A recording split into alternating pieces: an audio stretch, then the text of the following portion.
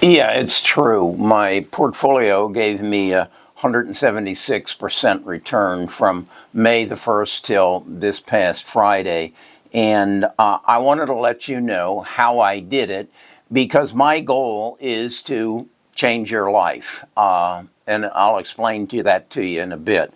But it's true, and I want to prove it to you by showing you the performance record of my E-Trade account. This is it. And you can see that the bus portfolio, that's the portfolio I manage for our tribe, got a return of 189%.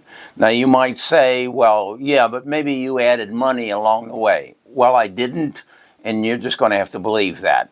At the same time, I was achieving a 189. You can see on the chart there that the S&P achieved 34.3, the NASDAQ 48.9, which is one hell of a performance for the NASDAQ, and the Dow was up 25.8. So the whole year was good for everybody, but what happened was that I took Jensen Huang's lead of about 2 years ago, saying that I would have an AI agent. Well, I learned that he wasn't going to give me one. I had to build one. I had to teach Samantha and Bard, that's what I call my AI agents, how to recognize a growth stock. I had some guidance from Goldman Sachs, who I went through the small business course with just the prior year, and they told me that there's certain traits that a growth company follows, and you can read them in their metrics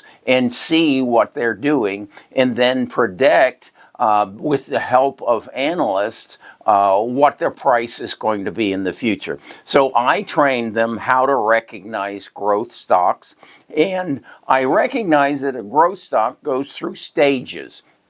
It just like a child. It goes through infancy, then childhood, then adolescence, then student, and then maturity. Well, if you can recognize them either in the infancy or the childhood and recognize they are going to be growing their revenues substantially, which is going to grow their margins substantially, which will be reflected eventually in their stock price. So with that data, that information that AI is bringing me, and with the ability to train an AI agent to analyze all that data on the internet and then give me the projections, that's how we've achieved this 176% return over the last, it's not quite a year. I'm hoping to make it, I've got a couple of days next week, I'm hoping to push it over 200%. But we're going to have to settle a war in Iran in order for that to happen. So where did I get these metrics? Well, basically what I did was I said to Samantha and Bard, you go research Amazon, Google, Meta, Apple, NVIDIA, and Microsoft and take them through their infancy, their childhood, their adolescence, their student, and their maturity, and create me a template that then we can match with the data that we have access to on the some 6,000 stocks that we pay for the data for. And then let's buy them in these early infancy or childhood so that we can get a bump. And our goal is to achieve 100% return over the past 3 years. Well, as a result of this AI revolution, we were able to get a few of them that got us 200%, 300, 400%, and that's what pushed this up to 176% over the prior year. Now, is that going to continue? I personally think it is, and I'm willing to share with you that information. So what we then have to do is once they give us those stocks, this is they is Samantha and Bard, we have to ask, are they underpriced? Are they fairly priced? Or are they overpriced? Because a good company is a good company, but that doesn't make it a good stock, particularly if it has a high PE ratio and it's already got its future growth figured into its current price. So that doesn't give us a a potential growth. So then what I do is I take all that information, and I follow roughly 60 stocks right now, most of them focused on the AI revolution, and the semiconductors, and the electricity needed, and the cooling needed. And I've learned that I have to become a specialist in a specific area so I can recognize what the metrics are that is going to push this stock to its future. I have to recognize what goes into a data center, not just the servers, but also the switches and the Ethernet cables and the laser lights and all this. So I have to become an expert, and I have to train Samantha and Bart to be experts in that field so that we can make good investment decisions. So I share this then in the form of a tell sheet. And on that tell sheet, it tells, and that's where these white, green, and orange colors are, what is the price going to be on January of 2027, 28, and 29. Now, we're 1/3 through the year, so we have to kind of gear our buying habits towards the price on January 27 and also look forward to 28 and put less emphasis on 29, because what we're trying to do is get the biggest bang for our buck. Let's face it, we only have so much to invest. And so if we can put that in a stock that is going to give us a 70% return as opposed to one who's going to give us a 17% return, well, we want to know which one is the 70%, and that's where we want to go.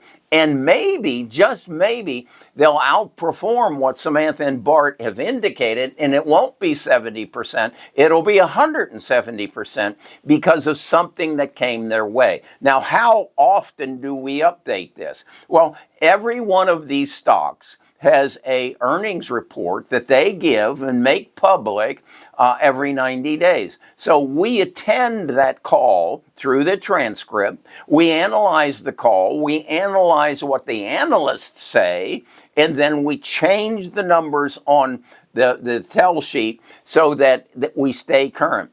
So is it always just 90 days? No.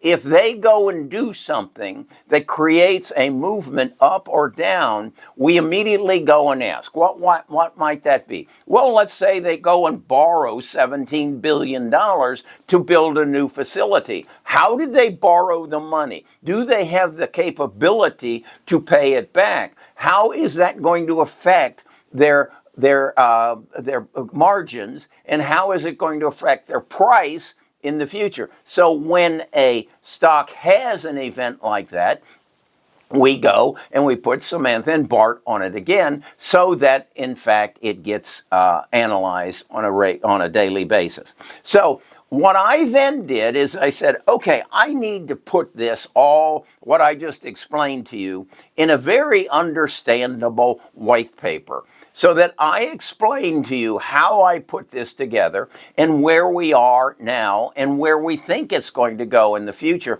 as we move from AI to generative AI. And that is when my agent starts thinking for themselves, starts presenting ideas to me. Kerry, have you thought about this? Have you figured this into your prompt? Let's take a look at this. So they actually start giving us more accurate information in the future. And so that's what I want to keep you up on. And so at this point, the question you should be asking is, why? Why am I willing to give you this free of charge so that you can become knowledgeable? Well, I wasn't born wealthy. I was born to a lower middle class family. I was not a good student. I have dyslexia. I barely made it out of high school, and I only made it because I played football and I was good at it. And they wanted us to win, so they pushed me through. I then had to basically cheat my way through college because I couldn't read. And at that point, they didn't know what dyslexia was. So I went out into the business world, and what I trained myself to do was connect the dots. That's logic. if this happens and this happens and this happens, this is going to happen. And that's what I'm good at. And when Jensen Huang told me about an AI agent, I figured it out. I figured it out before most people did, and therefore was able to make over $1 million on my portfolio last year. I have never in my life made that kind of money, but I do think it's going to be a habit now, and it's going to be something in the future. So why do I want to do this? Because the world is not fair.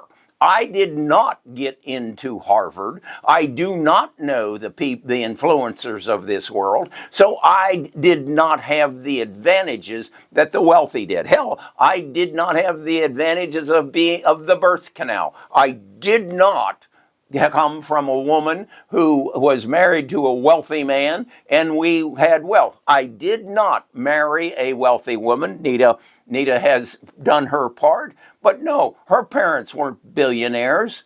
So I have then decided I can become a billionaire if I can increase my portfolio by 100%. It's right now at approaching $2 million. If I can do that for the next 10 years of my life, I will become a billionaire. And you can too. I don't care if you've got 10,000 or 10 million. You can double that every year. So the world is not fair. We know that. But AI is going to make it much more fairer for those who delve into it, who learn from it, and then take advantage of it as the rest of the world sits back, as they normally do, and do nothing. So your challenge is read the white paper. It's going to, you give me your email address, I'll email it to you for free. And then you decide. It's a simple decision. Are you or aren't you going to become a billionaire? If you've got enough years left, and you can put a little money together, it's possible. It's just a matter of time and using the knowledge that is now available to you to your benefit. I'm Kerry Grinkmeyer. I'm a retired financial advisor. I'm 81 years old. This is my last chance. This is my last chance to make a difference in this world. And if I can change your life, I've made a difference in this world. If I can change your life, you will change the lives of everybody that follows you. And that should be the objective of mankind. I know it's mine.